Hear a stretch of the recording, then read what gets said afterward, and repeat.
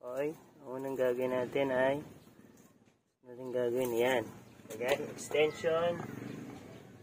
Tapos yung breaker bar, tapos preno. Saka kaliwa. Tapos tapakan lang natin. Kamusta mga chong? Today's video, magbabaklas tayo ng gulong. So tuturo ko sa inyo paano yung easiest way pagbaklas ng gulong ng rear wheel ng X-Max 300. Okay?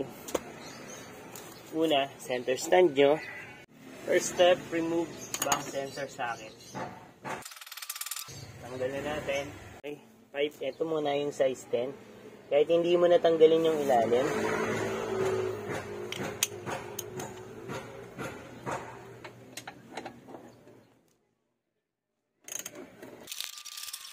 So, pag naluwagan na at ano mo ng kamay mo, ayan. Okay. Size 14. Ito. Para sa tatlong nut.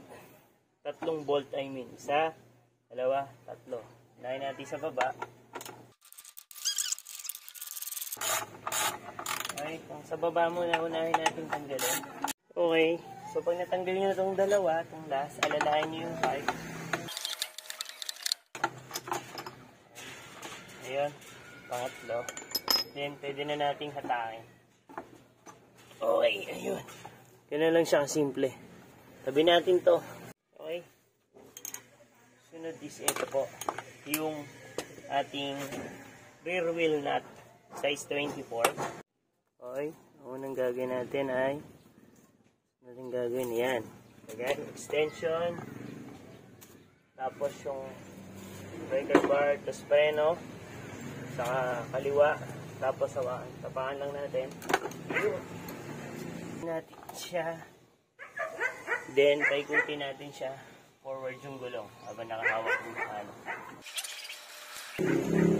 Okay, size 24. Tabi lang natin yung mga yan. Mahirap maghanap. Yung size 10. Ito.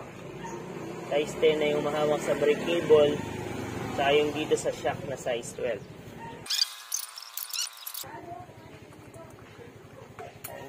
Ayan. Bilang natin. Then sunod yung size 12 ng ating shock.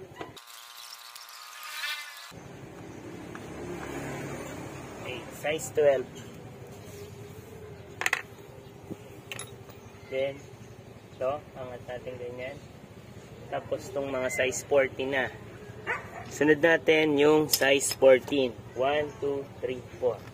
So, ito munang sa caliper. Pwede na natin tamayin yan. Natanggal na natin. Okay. So, 1.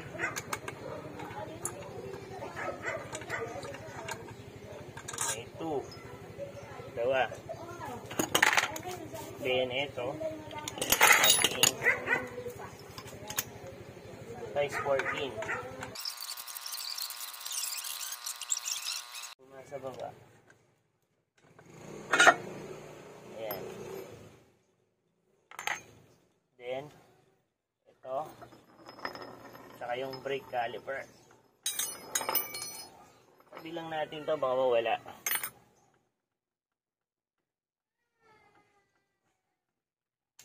Okay. Tapos ito, lagyan natin dito.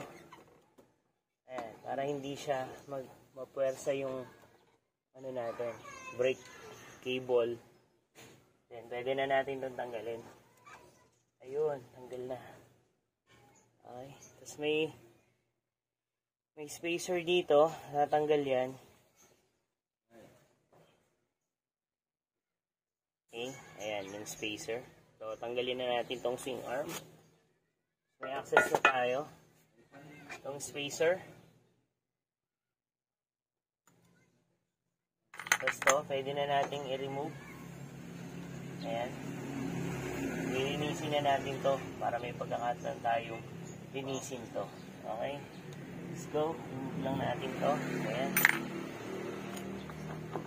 Patakin lang natin. Malabas. Ayan. So, ganun lang siya kasimple. tatanggal tayo ng gulong. Napakasimple lang ng ating gadget. Ilang mga chong. So sa pagbabalik naman, kung ano yung huling tinanggal, yun yung ikaabit. Okay? Maraming salamat. RS.